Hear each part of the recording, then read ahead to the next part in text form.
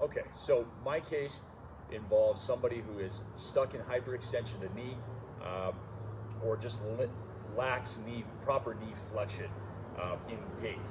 So the way this is going to look, we're going to have kind of stiff legs. So in this case, you can see I lack the proper knee flexion as I walk.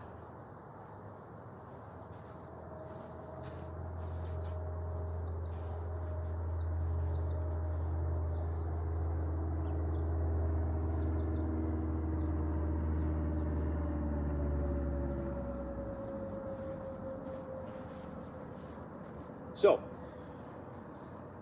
the phases that are affected here are going to be the loading response, and it's also going to be the pre-swing and the initial swing. This is because with all these phases, we're going to need proper knee flexion to appropriately move the limb through space and absorb force from the ground. So, we'll start here with loading response first. Now, this is going to really be a big impact on our ability to accept weight or have stability in that kind of single leg stance position. So the reason being is as I come through, I should be able to hit the ground. I should see about 15 to 20 degrees of knee flexion to allow for a kind of absorption of the ground. In this case, we're only going to have about that 5 degrees, so it's going to send a shock up that straight leg all the way up into the hip. Due to this pressure, we're probably not going to get an adequate amount of hip flexion either, so we'll be stuck in a little bit of an extended position. Normally, as I go into weight acceptance, I would see that 15 to 20 degrees.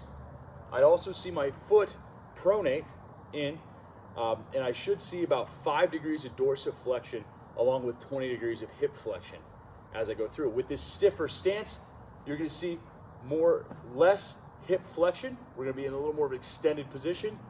I'm going to be able to get into a position where I'm probably going to have that 5 degrees of dorsiflexion, but I'm not going to have that give that I need in the knee and subsequently the hip.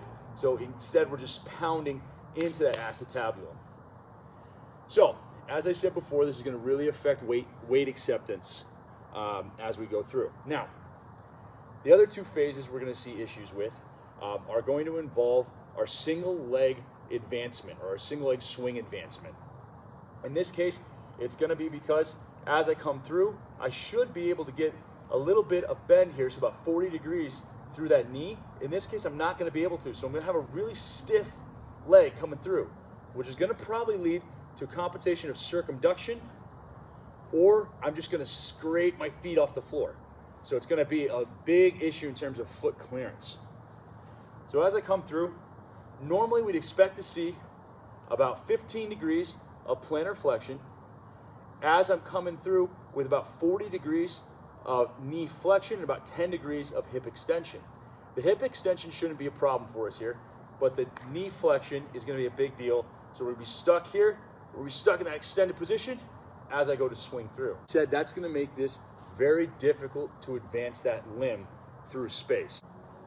Now, kind of in line with our initial swing is going to be that, to go along the lines with that pre-swing is going to be that initial swing. So normally where we'd see about 40 degrees here, that 15 degrees of plantar flexion, and I forgot to mention about 60 degrees of dorsiflexion in that MTP joint.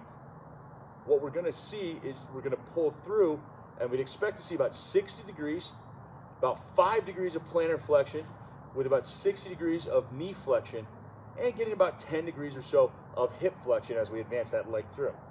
So much like the pre-swing, we're going to have big issues in terms of clearing that foot through space as we go through our swing. I think that's it.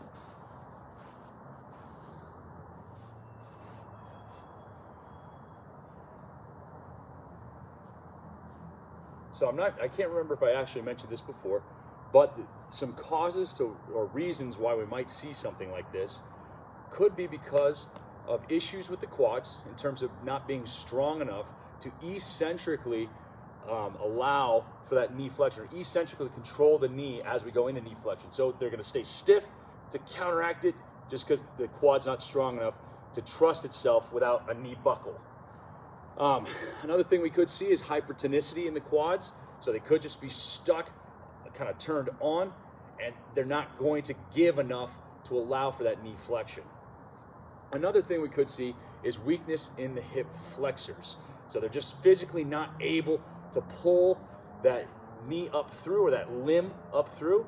So they're not going to trust it. We're going to end up fighting that and kind of counteracting that by leaving that leg real long as we go through.